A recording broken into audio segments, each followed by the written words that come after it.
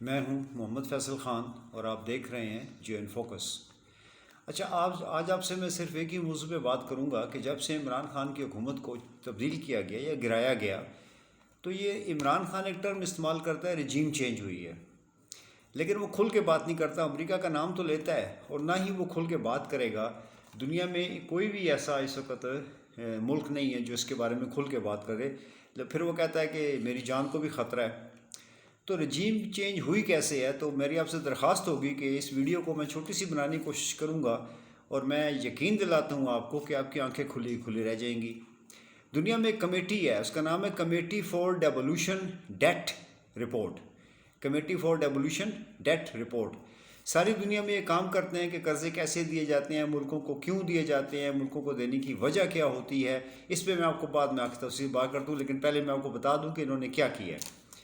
خان سے ناراضگی کی وجہ تھی 56 معاہدے، 56 معاہدے ہیں پاکستان کے ساتھ، جو یہ وجہ تھی۔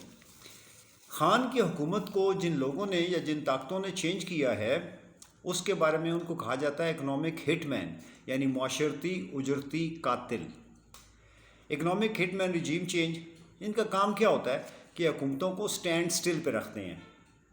یعنی ملک میں 100 سے زیادہ ممالک ایسے ہیں کہ یہ IMF کے ساتھ مل کے 83% شیئر اس میں امریکہ کے ہیں، تو تاکہ خزانہ 5 سے لے کے 7 ارب ڈالر سے اوپر نہیں جانا چاہیے، تو تب ان کا کام ہو جاتا ہے۔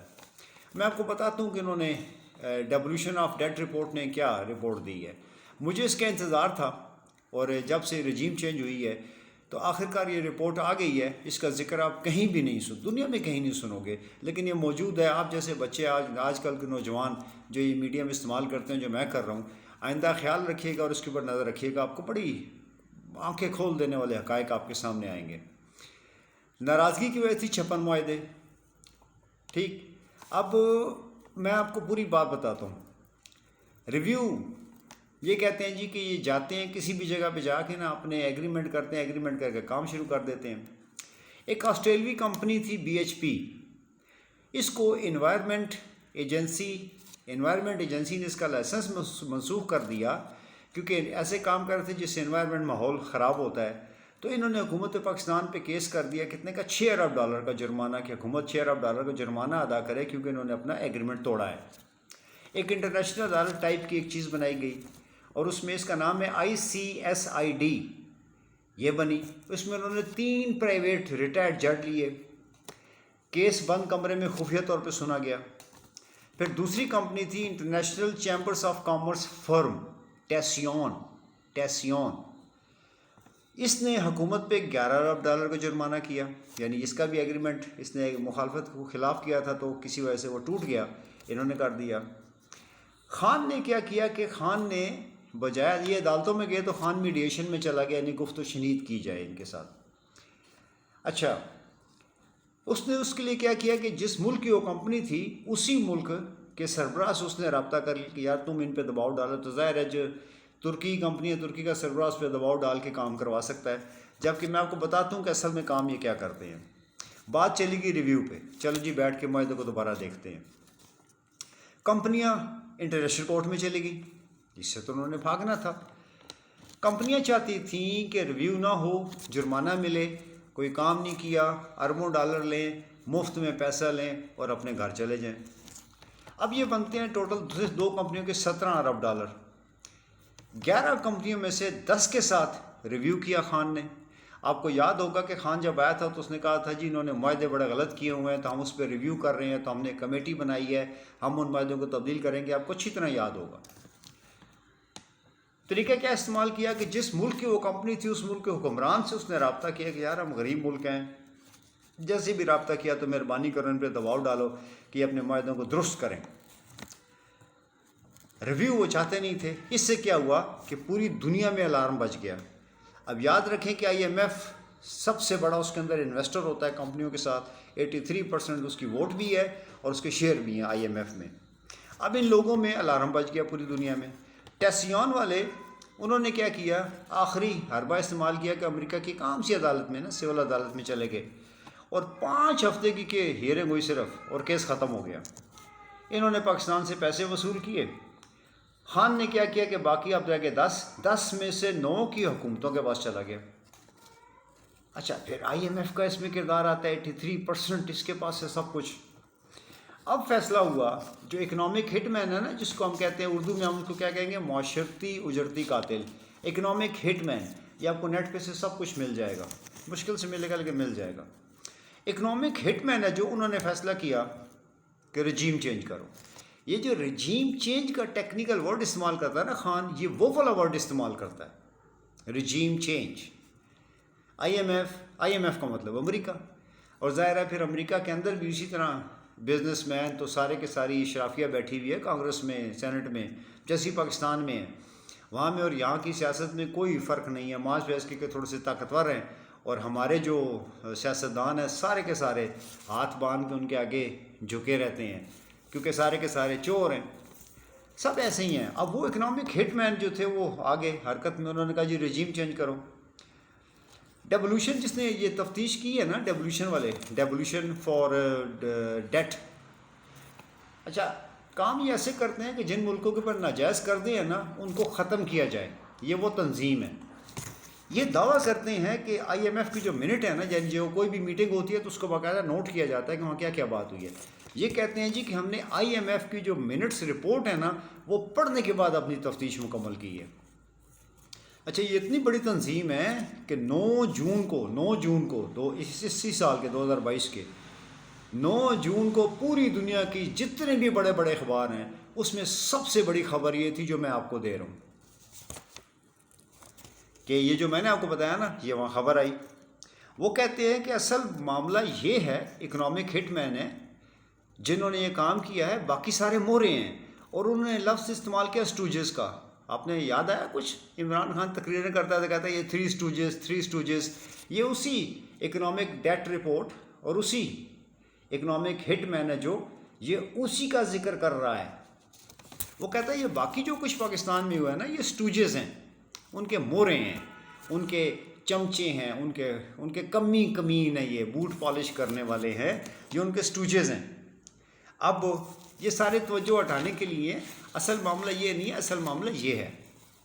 ڈیولیوشن والے کہتے ہیں کہ وہ جو تنظیم ہے جس نے کیا ہے، خان کے بارے میں دیکھیں کیا کہتے ہیں، وہ کہتے ہیں یہ اتنا بڑا آدمی ہے کہ جس نے ایکواڈور، پیراگوئے، ارجنٹائن، نیکراگوا کے قرضے ختم کرا دیے۔ آپ کو یاد ہوگا کہ پینڈیمک کے دوران اقوام متحدہ میں اس نے کہا تھا کہ کچھ ملکوں میں قرضے ختم کیے جانے چاہیے، بڑی اس نے تحریک چلائی تھی، تو اس کے نتیجے میں جو انہوں نے وہ ختم کر دیے تھے۔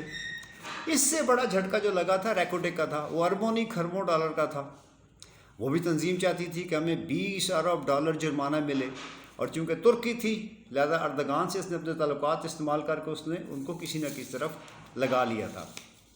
اب آ جائیں، یہ آتے ہیں کسی ملک میں ایگریمنٹ کرتے ہیں، ایگریمنٹ ایسا کرتے ہیں جو مکمل کرنا ممکن نہ ہو، اور پھر وہ کینسل ہوتا ہے، جب کینسل ہوتا ہے تو یہ جرمانہ کرتے ہیں، عالمی عدالتوں میں جاتے ہیں اور وہاں سے جرمانہ وصول کرتے ہیں، کھایا پیا کچھ نہیں، گلاس توڑا باہر آنے، اور اربوں ڈالر کے پوری دنیا سے جرمانے لے کے گھر چلے جاتے ہیں۔ یہ وہ والی کمپنی ہے۔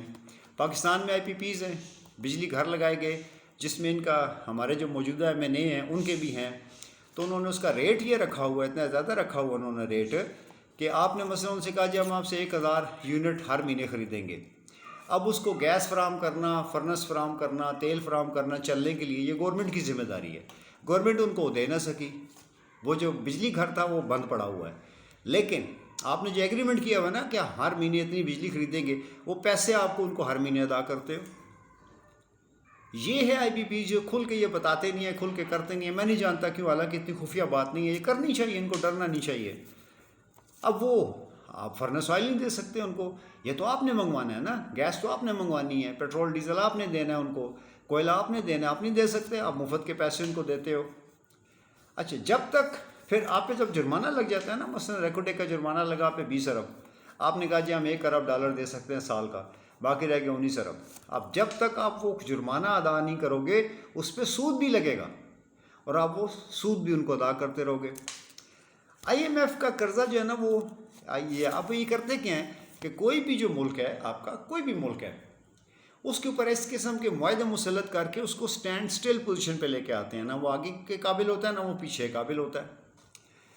5 سے 7 ارب ڈالر آپ سے اگر آپ کے اس سے اوپر چلے گئے تو یہ خطرے کی گھنٹی ہے، اس رجیم کو فوراً چینج کیا جائے گا۔ کہ یہ اسی قرضوں میں اسی چیز میں وہیں کے وہیں پھنسے رہے۔ اب موجودہ حالت میں جو IMF کر رہا ہے نا کہ ڈیلے کر رہا ہے، پیسے نہیں دے رہا، 90 کروڑ ڈالر دینے، 1 ارب بھی نہیں دینے اس نے، تو وہ کیا کر رہا ہے کہ وہ اس لیے کہ پاکستان کے پاس جو 23 ارب ڈالر پڑا ہوا ہے نا، اب یہ جو لوگ بیٹھے ہوئے ہیں یہ بار بار کہتے ہیں ہم نے دیوالیہ ہونے سے بچا لیا۔ بھائی آپ کے خزانے میں 23 ارب ڈالر ہوں تو کیا آپ دیوالیہ ہو سکتے ہو؟ نہیں ہو سکتے۔ تو 23 ارب ڈالر کو یہ 5 سے 7 ارب ڈالر کی سکیل پہ سوئی کے اوپر لے کے آئیں گے، اور یہ موجودہ جو لوگ بیٹھے ہوئے ہیں جس گیم میں ان کے ساتھ شامل ہیں وہاں تک لے کے آئیں گے۔ اس کے بعد وہ قرضہ فراہم کر دیں گے، پھر آپ ان کی قسطوں میں پھنسے رہ جاؤ گے۔ اب چین نے مدد کی، چین نے مدد نہیں کی ہے پاکستان کی، پاکستان کو چھوڑیں، موجودہ حکومت کی مدد نہیں کی ہے اس نے۔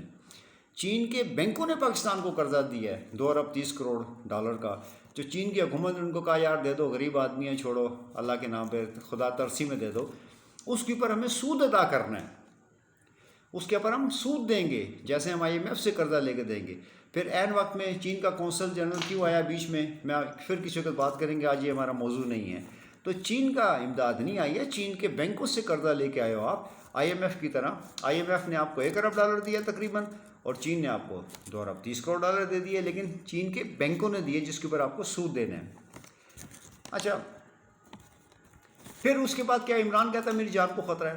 اب یہ جو اکنامک ہٹ مین ہے یہ اس رجیم کو تبدیل کر دیتے ہیں جو اس کے خلاف جانے کی کوشش کرتی ہے، لیکن پھر اگر وہی بندہ دوبارہ حکومت میں آئے یا عوامی طاقت اس کو لے کے آتی ہے، اگلا قدم ان کو ہوتا ہے کہ اس کو ایلیمینیٹ کر دو، قتل کر دو، اڑا دو۔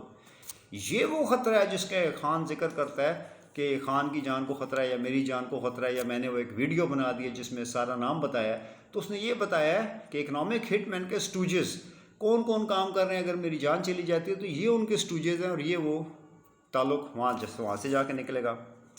ان کی کوشش ہوتی ہے کہ ایک ایسی گورنمنٹ لائی جائے کہ جو ان کے مفادات کے ساتھ مل کے چلے، یا اگر مقدمہ کرے بھی، اگر وہ ہمارے خلاف چلی بھی جائیں کہیں پہ، تو پھر ماٹھے قسم کے وکیل بھیجیں۔ اس کے بدلے میں ان کو کیا ملتا ہے؟ کک بیک ملتی ہے اور اجرت دیتے ہیں وہ کہ 10 ارب ڈالر کا جرمانہ، کیس ہارو، ماٹھا وکیل۔ اپنے کیسوں کے لیے بڑے بڑے وکیل کرتے ہیں، پاکستان کے کیسوں کے لیے آپ نے دیکھا چھوٹے چھوٹے بونے بونے وکیل کرتے ہیں، جیسے نیب میں چلتا ہے کہ نواز شریف کا وکیل 2 کروڑ 5 کروڑ روپے والا ہے، اور نیب کا وکیل 15 لاکھ کی تنخواہ والا ہے۔ تو کہانی آپ کے سامنے ہے۔ سوچیں، یہ حالات ہیں۔ جو لوگ کچھ حکمران ہمارے ایسے ہیں ایک ہی ہے، جو کچھ ایک فون کال پہ لیٹ جاتے ہیں، کچھ دھمکی کے آگے لمبے پڑ جاتے ہیں، لیٹ جاتے ہیں۔ اب آپ سوچیں کہ اگر یہ ملک حالت جنگ میں ہو تو اس وقت ہمارا کیا انجام کیا جائے گا، یا ہمارے ساتھ کیا کیا جائے گا۔ اگر ہم جنگ کی حالت میں ہوں تو اس وقت ہمیں، یا ہم جنگ کی حالت میں کیوں نہیں جا سکتے۔ بس اتنا ہی کہنا۔ اور سب سے آخر میں، جب تاریخ لکھی جائے گی نا ریاست پاکستان کی، عمران کی ایمانداری، تو اس میں لکھا جائے گا، ریاست پاکستان کی تاریخ لکھی جائے گی تو اس میں لکھا جائے گا کہ یہ ریاست پاکستان عمران کی ایمانداری اور اس کی دلیری کا بوجھ نہیں اٹھا سکی۔ Until we meet again, اللہ حافظ۔